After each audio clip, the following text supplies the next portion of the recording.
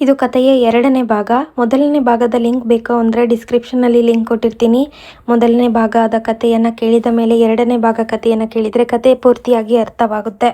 ಬನ್ನಿ ಕಥೆಯನ್ನು ಮುಂದುವರಿಸೋಣ. ಅದಾದ ನಂತರ ರೂಮಿನಿಂದ ಹೊರಬಂದ ಮಹೇಶ ಗೀತಾಳನ್ನು ನೋಡಿ ಯಾವಾಗ ಬಂದದ್ದು ಎಂದಷ್ಟೇ ವಿಚಾರಿಸಿ ಉತ್ತರಕ್ಕೂ ಕಾಯದೆ ರತ್ನ ಇಲ್ಲೇ ಸ್ವಲ್ಪ ಫ್ರೆಂಡ್ ಸೈಟ್ವರೆಗೂ ಹೋಗ್ಬರ್ತೀನಿ ಎಂದು ಹೊರಟೇ ಬಿಟ್ಟ. ಔಪಚಾರಿಕತೆಗೂ ಅತ್ತಿಗೆಯಾದವಳು ನಾದಿನಿಯನ್ನು ತಿಂಡಿ ಆಯ್ತೆ ಊಟ ಮಾಡುವೆಯಾ ಎಂದೂ ಕೇಳದೆ ಟಿವಿಯಲ್ಲಿ ಮಗ್ನಳಾದಳು. ತಾನಿಲ್ಲಿ ಬೇಕಿಲ್ಲದ ಅತಿಥಿ ಎಂಬುದನ್ನು ಸ್ಪಷ್ಟವಾಗಿ ಅರಿತ ಗೀತಾ ವರುಣ್ ಮಕ್ಕಳನ್ನು ವಾಪಸ್ಸು ಕರೆತರಲಿ ಎಂದು ಕಾದಳು. ವರುಣ್ ಬಂದ ತಕ್ಷಣ ಅತ್ತಿಗೆ, ನನ್ನ ಚಿಕ್ಕ ನಾದಿನಿ ಈಗಾಗಲೇ ಝೂ ಹತ್ತಿರ ಬಂದಾಯ್ತಂತೆ, ಮಕ್ಕಳನ್ನು ಕರೆದುಕೊಂಡು ಅಲ್ಲಿಗೆ ಬನ್ನಿ, ಒಟ್ಟಿಗೆ ಕಲ್ಯಾಣ ಮಂಟಪಕ್ಕೆ ಹೊರಡೋಣ ಎಂದಳು. ನಾನಿನ್ನು ಬರ್ತೀನಿ ಎಂದು ಎದ್ದೇ ಬಿಟ್ಟಳು.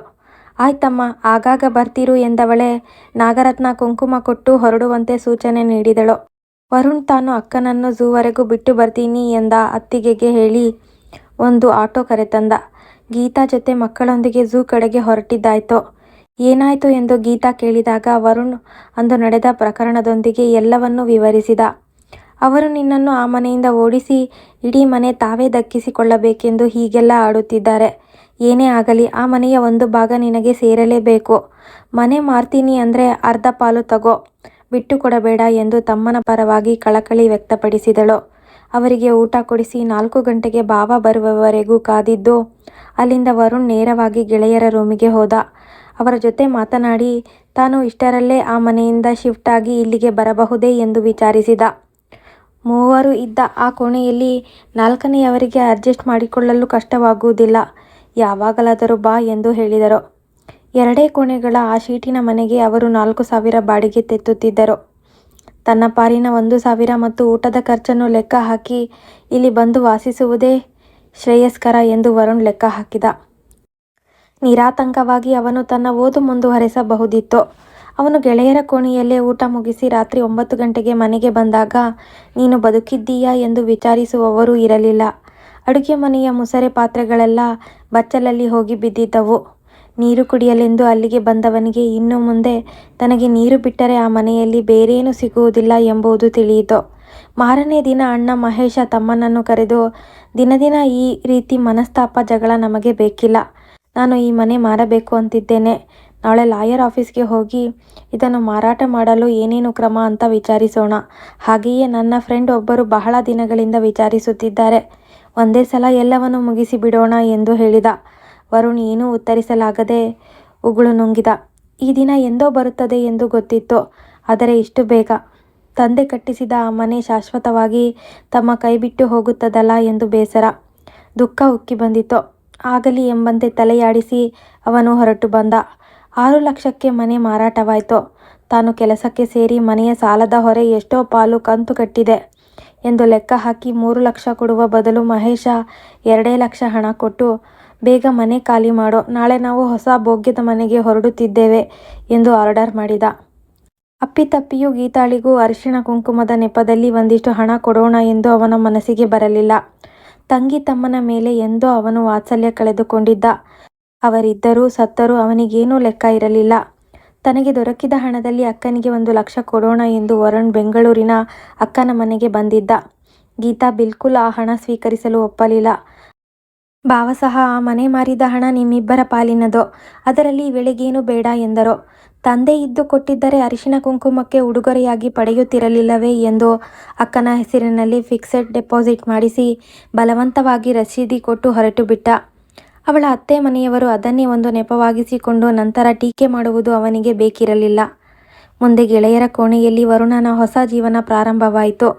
ತನಗಿದ್ದ ಇತಿಮಿತಿಗಳನ್ನು ಅರಿತು ಬಂದಿರುವ ಹಣವನ್ನು ಬ್ಯಾಂಕಿನಲ್ಲಿರಿಸಿ ಕೋಣೆಯ ಬಾಡಿಗೆ, ಊಟಕ್ಕೆ ಬರುವ ಹಣ ಹೊಂದಿಸಿಕೊಂಡು ಅತಿ ಮಿತವ್ಯಯದಿಂದ ಹಣ ಕೂಡಿಸುತ್ತಾ ಮುಂದುವರೆದ. ಹೀಗೆ ಏರುಪೇರಿಲ್ಲದೆ 5 ವರ್ಷ ಕಳೆದು ಅವನು ಡಿಗ್ರಿ ಪಡೆದಿದ್ದ. ತನಗೆ ಪರಿಚಯವಿದ್ದ ಆಫೀಸುಗಳ ಮೂಲಕ ಒಂದು ಖಾಸಗಿ ಸಂಸ್ಥೆಯಲ್ಲಿ ಅಕೌಂಟೆಂಟ್ ಕೆಲಸ ಪಡೆದುಕೊಂಡ. ಮುಂದೆ ಕ್ರಮೇಣ ಒಂದು ಬಾಡಿಗೆ ಮನೆ ಹಿಡಿದು ಯಾರೂ ದಿಕ್ಕಿಲ್ಲದ ಅನಾಥಾಶ್ರಮದ ಬಡ ಹುಡುಗಿಯನ್ನು ಮದುವೆಯಾದ. ಅಣ್ಣನ ಮನೆಯಿಂದ ಯಾರೂ ಇವನ ಮದುವೆಗೆ ಬರಲಿಲ್ಲ. ಸೋದರ ಮಾವ ಶ್ರೀಕಂಠ ಹಿರಿಯರಾಗಿ ನಿಂತರು. ಅಕ್ಕ ಭಾವ ಮುಂದೆ ನಿಂತು ಒಂದು ದಿನದ ಸರಳ ಮದುವೆ ನಡೆಸಿಕೊಟ್ಟರು. ಹೆಂಡತಿ ಸರಳ ಅವನ ಜೀವನದಲ್ಲಿ ಕಷ್ಟ ಸುಖ ಅರಿತು ಕೈ ಹಿಡಿದು ಮುನ್ನಡೆದಳು. ಒಬ್ಬನೇ ಮಗ ಕಿರಣ್ ಕಾನ್ವೆಂಟಿಗೆ ಹೋಗುವಂತಾದಾಗ ಸರಳ ಸಹ ಕೆಲಸಕ್ಕೆ ಸೇರಿದಳು. ಹೀಗೆ ನೋಡುತ್ತಲೇ 10 ವರ್ಷ ಕಳೆದು ಹೋಯಿತು. ವರುಣ್ ಈಗ ಪುಟ್ಟ ಮನೆ ಕೊಂಡಿದ್ದ. ಅರಿತು ನಡೆಯುವ ಹೆಂಡತಿ, ಮುದ್ದಾದ ಮಗ, ಚಿಕ್ಕ ಚೊಕ್ಕ ಸಂಸಾರದಲ್ಲಿ ಸುಖಿಯಾಗಿದ್ದ. ಇಷ್ಟರಲ್ಲಿ ಮಗ ಇಂಜಿನಿಯರಿಂಗ್ ಸೇರಲಿದ್ದ. ಆಗಾಗ ಗೀತಾ ಬಂದು ಹೋಗುತ್ತಿದ್ದಳು. ಅಕ್ಕ ತಮ್ಮನ ಮನೆಯವರುಗಳು ಅನ್ಯೋನ್ಯವಾಗಿದ್ದರು. ಒಂದೇ ಊರಿನಲ್ಲಿದ್ದರೂ ಎಂದೂ ಅಣ್ಣನ ದರ್ಶನ ಸಿಗುತ್ತಿರಲಿಲ್ಲ. ಎಂದು ತಾನಾಗಿ ಅವನು ಅವರನ್ನು ಹುಡುಕಿಕೊಂಡು ಹೋಗದಿದ್ದರೂ ಅವರಿವರಿಂದ ವರುಣನಿಗೆ ವಿಷಯ ಗೊತ್ತಾಗುತ್ತಿತ್ತು. ಮೊದಲೇ ಒಬ್ಬ ಮಗಳು ಬೃಂದಾ ಇದ್ದಳು. ನಂತರ ಆಶಾ, ಉಷಾ ಎಂಬ ಅವಳಿ ಹೆಣ್ಣು ಮಕ್ಕಳಾಗಿದ್ದರು.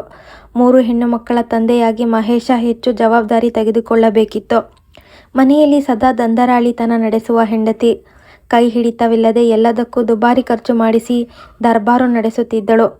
ಹೊಸ ಮನೆಗೆ ಹೋದ ಮೇಲೆ ಮೈದುನ ನಾದಿನಿಯರ ಕಾಟವಿಲ್ಲದೆ ಇಷ್ಟ ಬಂದಂತೆ ಖರ್ಚು ಮಾಡುತ್ತಾ ಆಕೆ ಮೆರೆದಿದ್ದೇ ಬಂತು. ಪಾರ್ಟಿಗಳಿಗೆ ಅತಿಯಾಗಿ ಹೋಗುವ ಅಭ್ಯಾಸವಾಗಿ ಮಹೇಶ ಹೆಂಡದ ಚಟ ಕಲಿತು ಬಿಟ್ಟ. ಕ್ರಮೇಣ ದಿನಕ್ಕೊಂದು ಬಾಟಲ್ ಇಲ್ಲದಿದ್ದರೆ ಆಗುವುದೇ ಇಲ್ಲ ಎಂಬ ಸ್ಥಿತಿ ಬಂತು. ಮುಂದೆ ದುಶ್ಚಟ ಬಲಿತು ಮನಸ್ಸಿಗೆ ಬಂದರೆ ಕೆಲಸಕ್ಕೆ ಹೋಗುತ್ತಿದ್ದ. ಇಲ್ಲದಿದ್ದರೆ ಕುಡಿದು ಮತ್ತೇರಿ ಮನೆ ಸೇರುವಷ್ಟರಲ್ಲಿ ರಸ್ತೆಯಲ್ಲೇ ಬಿದ್ದು ಬಿಡುತ್ತಿದ್ದ. ಮಕ್ಕಳೆಲ್ಲರೂ ಡಿಗ್ರಿ ಕಾಲೇಜಿಗೆ ಸೇರಿದ್ದರು. ಅವರ ಮದುವೆಯ ಯೋಚನೆ ಬಿಟ್ಟು ಮಹೇಶ ಮದ್ಯದ ದಾಸನಾಗಿದ್ದ. ಒಂದು ದಿನ ಗೀತಾ ವರುಣನಿಗೆ ಫೋನ್ ಮಾಡಿ, ವರುಣ್ ಮಹೇಶಣ್ಣನಿಗೆ ತುಂಬ ಸೀರಿಯಸ್ ಆಗಿ ಆಸ್ಪತ್ರೆ ಸೇರಿದ್ದಾನಂತೆ ಎಂದು ತಿಳಿಸಿದಳು. ವರುಣ್ ಹೆಂಡತಿ ಹಾಗೂ ಅಕ್ಕನ ಜೊತೆ ಅಣ್ಣನನ್ನು ನೋಡಲು ಹೋದ. ಅವರು ಬಂದದ್ದು ನಾಗರತ್ನಾಳಿಗೆ ಆಗಲೂ ಸಹಿಸಲಿಲ್ಲ. ಬರೀ ನೋಡಲು ಬಂದರಾಯ್ತು, ಆಸ್ಪತ್ರೆ ಬಿಲ್ ಕಟ್ಟಲು ಯಾರೂ ಸಹಾಯ ಮಾಡುತ್ತಿಲ್ಲ ಎಂದು ನೇರವಾಗಿಯೇ ಹೇಳಿದಳು. ತಾವೇ ಬಿಲ್ ಕಟ್ಟಿಬಿಡೋಣ ಎಂದು ಗೀತಾ ಧಾವಂತ ತೋರಿಸಿದಾಗ, ಅದರ ಅಗತ್ಯವಿಲ್ಲ, ಕೇಂದ್ರ ಸರ್ಕಾರ ನೌಕರಿಯಾಗಿದ್ದರಿಂದ ಆಫೀಸಿನಿಂದಲೇ ಹಣ ಸಂದಾಯವಾಗುತ್ತದೆ ಎಂದು ವರುಣ್ ಸಮಾಧಾನಪಡಿಸಿದ. ಅಂತೂ ಭಾರವಾದ ಮನಸ್ಸಿನೊಡನೆ ಅವರು ಹೊರಟರು. ಈ ಬಾರಿ ಮಹೇಶ ಹೇಗೋ ಅಪಾಯದಿಂದ ಪಾರಾಗಿದ್ದ. ವಿಪರೀತ ಹೆಂಡದ ಸೇವನೆಯಿಂದ ಕರುಳು ಆಪರೇಷನ್ ಮಾಡಬೇಕಾದ ಸ್ಥಿತಿ ಬಂದಿತ್ತು. ಪರಿಸ್ಥಿತಿ ವಿಕೋಪಕ್ಕೆ ಹೋದರೆ ಮುಂದೆ ಕಿಡ್ನಿಗೂ ತೊಂದರೆ ತಪ್ಪಿದ್ದಲ್ಲ ಎಂದು ತಜ್ಞರು ಎಚ್ಚರಿಸಿದ್ದರು. ಆಪರೇಷನ್ ಸಮಯದಲ್ಲಿ ತುರ್ತಾಗಿ ರಕ್ತ ಕೊಡಬೇಕಿತ್ತು. ಆಗ ವರುಣ್ ತಾನೇ ರಕ್ತ ನೀಡಿದ್ದ. ಆ ವಿಷಯ ಚೆನ್ನಾಗಿ ತಿಳಿದಿದ್ದರೂ ಅಣ್ಣ ಅತ್ತಿಗೆ ಎನಿಸಿಕೊಂಡವರು ಕೃತಜ್ಞತೆಯ ಒಂದು ಮಾತಿರಲಿ ವರುಣನನ್ನು ಬಾಯ್ತುಂಬ ಮಾತನಾಡಿಸಲೂ ಇಲ್ಲ. ನಾಗರತ್ನ ಇನ್ನೊಂದು ಹೆಜ್ಜೆ ಮುಂದೆ ಹೋಗಿ ಗೀತಾಳಿಗೆ ನೇರವಾಗಿ ಹೇಳಿದಳು, ಕೊಡಲಿ ಬಿಡು, ಒಡ ಹುಟ್ಟಿದ ಅಣ್ಣನಿಗೆ ಅಷ್ಟು ಮಾಡದಿದ್ದರೆ ಹೇಗೆ? ಅಂತೂ ಹೇಗೋ ಮಹೇಶ ಆಫೀಸಿಗೆ ಹೋಗುವಂತಾದ. ಅರ್ಧ ತಿಂಗಳ ಸುಸ್ತು ಸಂಕಟ ಎಂದು ರಜೆಯಲ್ಲೇ ಕಳೆದು ಹೋಗುತ್ತಿತ್ತು. ಸರ್ಕಾರಿ ಕೆಲಸವಾದ್ದರಿಂದ ಅದು ಉಳಿದಿತ್ತು. ಅದೇ ಖಾಸಗಿಯಾಗಿದ್ದರೆ ಅವನು ಎಂದೋ ಕೆಲಸ ಕಳೆದುಕೊಳ್ಳಬೇಕಿತ್ತು. 3 ಹೆಣ್ಣು ಮಕ್ಕಳ ಜವಾಬ್ದಾರಿ, ಅವರ ವಿದ್ಯಾಭ್ಯಾಸದ ಖರ್ಚು, ಮಹೇಶನ ಅರೆ ಸಂಬಳದಿಂದಾಗಿ ನಾಗರತ್ನ ಹೈರಾಣಾಗಿದ್ದಳು. ಹಿಂದಿನಂತೆ ಧಾರಾಳ ಖರ್ಚು ಮಾಡಲಾಗದೆ ಹೆಣಗಾಡುತ್ತಿದ್ದಳು. 6 ತಿಂಗಳು ಕಳೆಯುವಷ್ಟರಲ್ಲಿ ಮಹೇಶನಿಗೆ ಮತ್ತೆ ಅದೇ ತರಹ ಮೇಜರ್ ಆಪರೇಷನ್ ಮಾಡಬೇಕಾಯ್ತು. ಅತ್ತಿಗೆಯ ಬುದ್ಧಿ ಗೊತ್ತಿದ್ದ ಗೀತಾ ವರುಣ್ ಈ ಬಾರಿ ತಾವಾಗಿ ಆಸ್ಪತ್ರೆಗೆ ಹೋಗಲಿಲ್ಲ. ಡಿಸ್ಚಾರ್ಜ್ ಆಗಿ ತಿಂಗಳು ಕಳೆದರೂ ಅವನಿಗೆ ಕೆಲಸಕ್ಕೆ ಹೋಗಲು ಶಕ್ತಿ ಬರಲಿಲ್ಲ. ಆಫೀಸಿನಿಂದ ಸಾಹೇಬರು ಕರೆಸಿ, ನೋಡ್ರಿ, ನಿಮ್ಮ ಯಜಮಾನರಿಗೆ ಕೆಲಸಕ್ಕೆ ಬರಲಾಗದಿದ್ದರೆ ವಾಲಂಟರಿ ರಿಟೈರ್ಮೆಂಟ್ ತೆಗೆದುಕೊಳ್ಳಲಿ ಹೇಳಿ ಎಂದು ರೇಗಾಡಿದರು. ಕೊನೆಗೆ ನಾಗರತ್ನ ಮಕ್ಕಳ ನೆಪ ಒಡ್ಡಿ ಅವರ ಕಾಲಿಗೆ ಬೀಳುವಂತಾಗಲು ಅವಳ ಓದಿಗೆ ತಕ್ಕಂತೆ ಅದೇ ಆಫೀಸಿನಲ್ಲಿ ಅಟೆಂಡರ್ ಕೆಲಸ ನೀಡಿದರು. ಅಂತೂ ಸಂಸಾರದ ರಥ ಮುಂದುವರಿಯಿತು.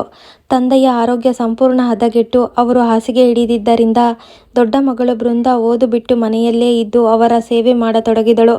ತಾಯಿ ಕೆಲಸಕ್ಕೆ, ತಂಗಿಯರು ಕಾಲೇಜಿಗೆ ಹೋಗಲು ಅವಳಿಗೆ ಬಿಡುವಿಲ್ಲದಷ್ಟು ಮನೆಗೆಲಸ, ಆಸ್ಪತ್ರೆ ಅಲೆದಾಟವೇ ಆಗಿ ಹೋಯಿತು. ಹೀಗೆ 6 ತಿಂಗಳು ಕಳೆಯಿತು. ಒಂದು ದಿನ ತೀವ್ರ ಹೃದಯಾಘಾತಕ್ಕೆ ಸಿಲುಕಿ ಮಹೇಶ್ ಪ್ರಾಣ ಬಿಟ್ಟ. ಎಲ್ಲರೂ ಬಂದು ಸೇರಿದಾಗ ನಾಗರತ್ನ ಗೋಳು ಮುಗಿಲು ಮುಟ್ಟಿತು. ಅಂತೂ ವರುಣನೇ ಮುಂದೆ ನಿಂತು ಅಣ್ಣನ ಸಂಸ್ಕಾರ ಕರ್ಮಾಂತರಗಳನ್ನು ಮಾಡಿದ. ಎಲ್ಲ ಮುಗಿದು ಗೀತಾ ವರುಣ್ ಹೊರಟು ನಿಂತಾಗ ನಾಗರತ್ನ ಜೋರಾಗಿ ಅಳತೊಡಗಿದಳು. ನಾನೊಬ್ಬಳು ಹೆಣ್ಣು ಹೆಂಗಸು ಈ 3 ಹೆಣ್ಣು ಮಕ್ಕಳನ್ನು ಕಟ್ಟಿಕೊಂಡು ಏನು ಮಾಡಲಿ? ಇವರಿಗೆ ಹೇಗೆ ಭವಿಷ್ಯ ಕಲ್ಪಿಸಲಿ? ಇವರ ಮದುವೆ ಹೇಗೆ ಮಾಡಲಿ? ಅತ್ತಿಗೆ ಏನು ಯೋಚನೆ ಮಾಡಬೇಡಿ, ಇಷ್ಟು ದಿನ ನಡೆದಂತೆ ಮುಂದೆಯೂ ನಡೆಯುತ್ತದೆ. ಅವರ ಮದುವೆಯ ಸಂದರ್ಭ ಬಂದಾಗ ಖಂಡಿತ ನನ್ನ ಕೈಲಾದ ಸಹಾಯ ಮಾಡ್ತೀನಿ. ಹೆಣ್ಣು ಮಕ್ಕಳ ಮದುವೆ ಮುಖ್ಯ ಎಂದು ವರುಣ್ ಸಮಾಧಾನ ಹೇಳಿದ. ಎಲ್ಲರೂ ಈಗ ಒಂದೇ ಮನೆಯಲ್ಲಿದ್ದರೆ ಚೆನ್ನಾಗಿತ್ತು. ಈ ಮನೆಗೊಂದು ದಿಕ್ಕು, ಸಂಸಾರ ನಿರ್ವಹಣೆಗೆ ದಾರಿ ಆಗುತ್ತಿತ್ತು ಎಂದು ನಾಗರತ್ನ ಹೇಳಿದಾಗ ಗೀತಾ, ವರುಣ್ ಮುಖ ನೋಡಿಕೊಂಡರು. ಹಿಂದೆ ಇದೇ ಹೆಂಗಸು ಮನೆಗೆ ಯಾರೂ ಬರಬಾರದು ಎಂದು ಎಲ್ಲರನ್ನೂ ಮನೆಯಿಂದ ಓಡಿಸಿದ್ದಳು. ಆದರೆ ಈಗ ವಾಸ್ತವತೆ ಗಹಗಹಿಸಿ ನಕ್ಕಿತ್ತು. ಮಾಡಿದ್ದುಣ್ಣೋ ಮಹಾರಾಯ ಎನ್ನುವ ಹಾಗೆ ನಾಗರತ್ನ ಮಹೇಶನಿಗೆ ವಿಧಿ ತಕ್ಕ ಪಾಠ ಕಲಿಸಿತ್ತು. ಇಂಥದ್ದೇ ಸಾಂಸಾರಿಕ ಕಥೆಗಳನ್ನು ಮತ್ತಷ್ಟು ಕೇಳಲು ಚಾನಲ್ನ ಸಬ್ಸ್ಕ್ರೈಬ್ ಮಾಡ್ಕೊಳ್ಳಿ. ಹಾಗೆ ಕತೆ ಇಷ್ಟವಾಗಿದ್ದರೆ ದಯವಿಟ್ಟು ಲೈಕ್ ಮಾಡಿ. ಕತೆ ಪೂರ್ತಿಯಾಗಿ ಅರ್ಥ ಆಗಿಲ್ಲ ಅಂದರೆ ಕತೆಯ ಮೊದಲನೇ ಭಾಗ ಡಿಸ್ಕ್ರಿಪ್ಷನಲ್ಲಿದೆ, ಚೆಕ್ ಮಾಡಿ. ಹಾಗೆ ಕತೆಯನ್ನು ಪೂರ್ತಿ ಕೇಳಿದ್ದಕ್ಕಾಗಿ ಧನ್ಯವಾದಗಳು.